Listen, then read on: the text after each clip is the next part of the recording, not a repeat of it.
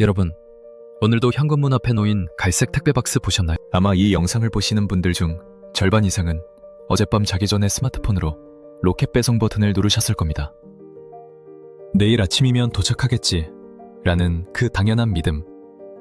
그리고 실제로 눈을 뜨면 문 앞에 놓여있는 물건들. 이제 쿠팡은 우리 삶에서 공기나 물처럼 없어서는 안 될 거대한 인프라가 됐습니다. 그런데 여러분, 혹시 이런 생각 해보신 적 있나요? 대한민국 국민의 절반이 넘는 3천만 명이 사용하고 한 해 매출만 30조 원을 넘나드는 이 거대한 제국에 정작 주인이 없다는 사실 말입니다. 아니, 정확히 말하면 주인은 있는데 법적으로는 없는 사람인 아주 기묘한 상황이 벌어지고 있습니다. 우리가 흔히 회장님이라고 부르는 존재, 쿠팡의 창업자 김범석 의장 이야기입니다. 그는 한국에서 가장 영향력 있는 경제인 중 한 명이고 수천억 원대의 자산을 보유한 실질적인 지배자입니다. 하지만 대한민국 정부와 공정거래위원회는 그를 쿠팡의 총수, 즉 동일인으로 지정하지 못하고 있습니다. 이게 왜 문제냐고요? 그냥 외국인이라서 봐주는 거 아니냐고요? 천만의 말씀입니다. 이건 단순히 국적의 문제가 아니라 책임의 경제학에 관한 아주 심각하고도 서늘한 이야기입니다. 돈은 한국 사람들의 주머니에서 나오는데 그 돈을 움직이는 결정에 대한 책임은 저 멀리 태평양 건너 미국으로 증발해버리는 마법 같은 일들이 벌어지고 있거든요. 오늘 이야기 경제학에서는 대한민국 경제 생태계를 뒤흔들고 있는 이른바 유령 경영의 실체를 파헤쳐보려 합니다. 왜 그는 8천억 원의 자산을 가지고도 총수가 아닌지, 그리고 이 법적인 해자 뒤에 숨겨진 진실은 무엇인지, 지금부터 그 비정한 경제학의 세계로 여러분을 초대합니다. 자, 상상해보세요. 여러분이 거대한 성의 주인인데 성 안에서 사고가 나면 난 외국인 여행객일 뿐이야 라고 말하며 뒷문으로 빠져나가는 상황을요. 정말 어처구니가 없죠. 이제부터가 본 게임입니다. 사실 쿠팡이라는 기업의 성장은 한편의 드라마 같습니다. 2010년 하버드 출신의 젊은 유학생 김범석이 한국에 돌아와 쿠팡을 세웠을 때만 해도 사람들은 코웃음을 쳤습니다. 지마켓 옥션이 꽉 잡고 있는데 저게 되겠어? 라고 말이죠. 하지만 그는 달랐습니다. 적자 따위는 상관없다는 식으로 수조 원의 돈을 쏟아부어 물류센터를 짓고 배송기사를 직접 고용했습니다. 이건 일종의 도박이었습니다. 경제학적으로 보면 규모의 경제를 달성하기 위해 수익성을 포기한 극단적인 전략이었죠. 여러분 주변에도 꼭 이런 사람 한두 명 있죠. 당장 손해를 보더라도 기어코 자기 판으로 사람들을 다 끌어모아야 직성이 풀리는 사람 말입니다. 결국 김범석 의장은 성공했습니다. 한국인들은 로켓 배송의 편리함에 중독됐고 쿠팡은 명실상부한 유통공룡이 됐습니다. 그런데 회사가 커지면 그만큼 감시의 눈초리도 매서워지는 법입니다. 한국에는 재벌 규제라는 아주 독특하고 강력한 시스템이 있습니다. 바로 동일인 지정제도입니다. 말이 좀 어렵죠? 쉽게 설명해 드릴게요. 한 기업 집단을 실질적으로 지배하는 진짜 주인을 정부가 딱 찍어서 지정하는 겁니다. 이 동일인으로 찍히는 순간 그 회장님은 엄청난 짐을 짊어지게 됩니다. 본인뿐만 아니라 배우자, 6촌 이내의 혈족,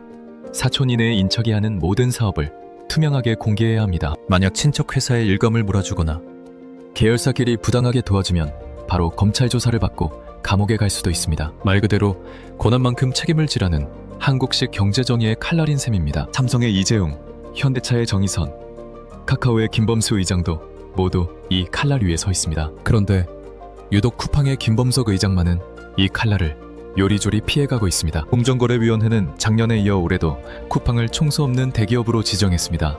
이유는 단 하나, 김범석 의장이 미국 시민권자라는 겁니다. 이게 얼마나 웃기는 상황인지 비유를 해볼까요? 서울의 한복판에서 어마어마하게 큰 식당을 운영하면서 돈을 싹쓸이하고 있는데 주방에서 식중독 사고가 나니까 사장님이 나 미국 여권 가지고 있는 사람이야. 한국 법으로는 나한테 책임 물을 수 없어. 난 그냥 손님 같은 존재라고 라며 발넙대대하게 구는 꼴입니다. 여러분, 살면서 이런 황당한 핑계대는 사람 본 적 있으시죠? 그런데 이게 지금 대한민국 경제의 정점인 대기업 집단에서 실제로 일어나고 있는 일입니다. 물론 정부도 할 말은 있습니다. 외국인을 총수로 지정한 전례가 없다. 미국과의 통상마찰이 우려된다 같은 논리죠. 하지만 이건 국민 정서와는 한참 동떨어진 소리입니다. 네이버의 이해진 의장을 한번 떠올려보세요. 그는 자산 규모가 쿠팡보다 훨씬 작았을 때도 본인은 경영 일선에서 물러나고 싶어 했음에도 불구하고 정부는 가차없이 그를 동일인으로 지정했습니다. 네가 실질적 지배자니까 책임도 네가 져라는 거였죠. 그런데 왜 김범석 의장은 예외일까요? 그는 미국 뉴욕 증시에 쿠팡을 상장시키며 미국 기업임을 강조해왔습니다. 하지만 쿠팡의 사업장 99%는 한국에 있고 돈을 벌어다 주는 고객도 한국인이며 땀 흘려 일하는 노동자도 한국인입니다. 경제적 실체는 명백한 한국 기업인데 법적 책임의 순간에는 미국인이라는 가면을 씁니다. 이걸 경제학에서는 법적 해자라고 부릅니다. 적들이 침범하지 못하게 성 주변에 구덩이를 파놓듯 법의 허점을 이용해 책임이라는 공격으로부터 자신을 보호하는 성벽을 쌓은 것이죠. 사실 시청자 여러분이 진짜 분노하는 지점은 따로 있습니다. 바로 책임의 비대칭성입니다. 권력은 누리되 책임은 지지 않는 것. 이건 민주주의 사회에서 가장 경계해야 할 불행한 모습이죠. 몇 년 전 쿠팡의 덕평 물류센터에서 거대한 화재가 발생했던 사건 기억하시나요? 밤하늘을 붉게 물들였던 그 끔찍한 불길 속에서 소중한 소방관 한 분이 목숨을 잃었습니다. 전 국민이 슬픔에 잠기고 쿠팡의 열악한 노동 환경에 대한 비판이 쏟아지던 바로 그날, 김범석 의장은 무슨 일을 했을까요? 놀랍게도 그는 화재 발생 소식이 알려진 지 불과 몇 시간 만에 쿠팡의 한국법인 의장직과 등기이사직에서 사임한다고 발표했습니다. 우연의 유치일까요? 많은 전문가들은 그렇게 보지 않습니다. 한국법인의 직함에서 내려오는 순간 그는 중배제의 차벌법 같은 한국의 강력한 노동 관련 법규에서 법적으로 완전히 자유로워지기 때문입니다. 문제가 생기기 직전에 배에서 뛰어내린 선장. 그런데 그 선장은 여전히 무전기로 배를 조종하고 있습니다. 이게 바로 유령 경영의 핵심입니다. 실질적인 결정은 본인이 다 내리면서 법적으로 사고가 터지면 난 공식 직함이 없는 사람이다 라고 말할 수 있는 완벽한 탈출구를 마련해 놓은 겁니다. 정말 치밀하지 않습니까? 마치 영화 속 빌런이 미리 준비해둔 비밀 통로로 빠져나가는 모습을 보는 것 같습니다. 이런 행태는 경제학적으로 대리인 문제, 변종이라고 볼 수 있습니다. 보통은 전문 경영인이 주인의 이익에 반하는 행동을 하는 걸 걱정하는데 쿠팡의 사례는 반대입니다. 주인이 자신의 이익을 극대화하기 위해 법적 대리인들만 앞세워 방패로 쓰고 자신은 안전한 후방에 숨어있는 형태죠. 사회적 비용은 또 어떻습니까? 김범석 의장이 총수 지정을 피하면서 쿠팡은 상호 출자 제한이나 일감 몰아주기 규제에서 훨씬 자유로운 상태입니다.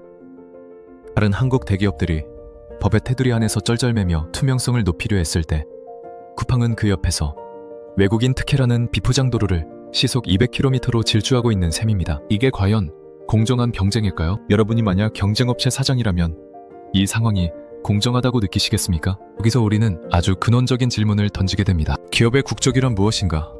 그리고 경영자의 책임은 어디까지인가? 김범석 의장은 국정감사 철석 요구가 있을 때마다 이런저런 이유로 자리를 피하곤 했습니다. 미국 국적을 가진 그에게 한국 국회는 그리 무서운 것이 아닐지도 모릅니다. 하지만 그는 잊고 있는 게 있습니다. 경제학에서 가장 중요한 자산은 신뢰라는 사실을요. 소비자들이 쿠팡을 이용하는 건 단지 빨라서만이 아닙니다. 그 기업이 우리 사회의 일원으로서 최소한의 책임을 다할 것이라는 믿음이 깔려있기 때문입니다. 만약 그 믿음이 깨진다면 어떻게 될까요? 돈만 벌어가고 사고 나면 도망가는 기업이라는 낙인이 찍히는 순간 로켓 배송의 속도는 더 이상 장점이 되지 못할 겁니다. 이미 온라인 커뮤니티와 뉴스 댓글창에는 미국인 회장님, 한국 사람 돈으로 번 수익은 미국으로 가져가면서 책임은 왜 안 지느냐? 나는 분노 섞인 목소리가 가득합니다. 여러분도 이런 비슷한 생각 한 번쯤 해보셨을 거예요. 참 얄밉다는 생각 말이죠. 실제로 쿠팡은 현재 엄청난 자산 규모를 자랑합니다. 김범석 의장 개인이 보유한 주식 가치만 해도 수천억 원에서 조 단위에 달하죠. 하지만 그는 여전히 한국 법상으로는 총수가 아닙니다. 공정거래위원회가 고심 끝에 외국인도 총수가 될 수 있다는 시행령 개정안을 내놓긴 했지만 그마저도 독소 조항이 가득해 쿠팡에게 면죄부를 줄 가능성이 높다는 비판이 나옵니다. 친족이 한국 계열사에 출자하지 않아야 한다는 등의 예외 조항을 교묘하게 맞추면 그만이니까요. 이건 마치 범죄자가 범전을 공부해서 법망을 피해가는 것과 다를 바 없습니다. 경제적 실력을 키워서 경쟁자를 압도하는 게 아니라 법의 빈틈을 찾아서 책임을 압도하고 있는 모습입니다. 이런 방식의 성장이 계속된다면 앞으로 제2, 제3의 검은머리 외국인 경영자들이 나타나 한국 경제의 질서를 흔들어 놓지 않으리라는 보장이 없습니다. 자, 이제 정리를 해봐야 할 것 같습니다. 김범석 의장과 쿠팡의 사례는 우리에게 아주 뼈아픈 교훈을 줍니다. 자본에는 국경이 없지만 그 자본이 만들어내는 고통과 책임에는 반드시 국경이 있어야 한다는 사실입니다. 한국의 도로 위를 달리는 쿠팡 트럭이 사고를 내고 한국의 물류창고에서 노동자가 쓰러지는데 그 모든 시스템을 설계하고 명령한 사람은 나는 미국인이라 책임이 없다고 말하는 이 모순. 여러분은 어떻게 생각하시나요? 단지 국적이 미국이라는 이유만으로 8천억 원의 자산을 굴리는 실질적 주인이 법적 감시망에서 빠져나가는 것이 정당하다고 보십니까? 아니면 이제는 법이 시대의 변화를 따라가서 돈을 버는 곳에 책임도 있다는 당연한 원칙을 세워야 한다고 보십니까? 경제학은 차가운 숫자의 학문이라고들 하지만 그 뿌리에는 인간의 염치와 책임이 있어야 합니다. 책임지지 않는 권력은 결국 타락하기 마련이고 그 타락의 비용은 고스란히 우리 사회와 소비자들의 몫으로 돌아오기 때문입니다. 쿠팡이 진정한 글로벌 기업으로 존경받고 싶다면 뉴욕 증시의 화려한 숫자보다 한국 땅에서 흘리는 노동자들의 땀방울과 시민들의 불안 어린 시선에 먼저 답해야 할 것입니다. 로켓 배송은 정말 빠르고 편리합니다. 하지만 그 속도만큼이나 빠르게 우리 사회의 공정성과 책임이라는 가치가 마모되고 있는 건 아닌지 우리는 곰곰이 생각해 봐야 합니다. 오늘 밤 여러분의 문 앞에 놓일 택배 박스, 그 박스 안에는 물건만 들어있는 게 아니라 이 시대가 해결해야 할 무거운 책임의 숙제도 함께 담겨 있을지도 모릅니다. 오늘 이야기가 흥미로우셨다면, 그리고 우리 경제의 불합리한 면에 대해 한 번쯤 깊이 고민해보는 계기가 되셨다면 좋겠습니다. 이야기 경제학은 앞으로도 여러분이 궁금해할 만한, 하지만 아무도 깊게 말해주지 않는 비정한 경제의 뒷이야기들을 생생하게 전달해드리겠습니다. 세상에 공짜 점심은 없다는 말, 경제학의 격언이죠. 누군가 누리는 편리함 뒤에 누군가의 희생과 책임 회피가 숨어 있다면 그 점심값은 언젠가 우리 모두가 나누어 내게 될지도 모릅니다. 다음 시간에는 더 충격적이고 깊이 있는 이야기로 찾아뵙겠습니다. 끝까지 시청해주셔서 감사합니다. 혹시 쿠팡의 이런 경영 방식에 대해 평소 느끼셨던 생각이나 다른 대기업들의 행태 중 꼭 짚어봤으면 하는 주제가 있다면 댓글로 자유롭게 남겨주세요. 여러분의 의견이 다음 배분의 영감이 됩니다. 구독과 좋아요는 더 좋은 컨텐츠를 만드는 큰 힘이 됩니다. 그럼 다음 영상에서 뵙겠습니다. 안녕히 계세요. 구독과 알림 설정을 해두시면 대한민국 경제의 숨겨진 이면을 가장 먼저 만나보실 수 있습니다. 시청해주신 여러분 진심으로 고맙습니다. 다음 영상은 더 날카로운 분석과 흥미진진한 스토리로 준비하겠습니다. 감사합니다.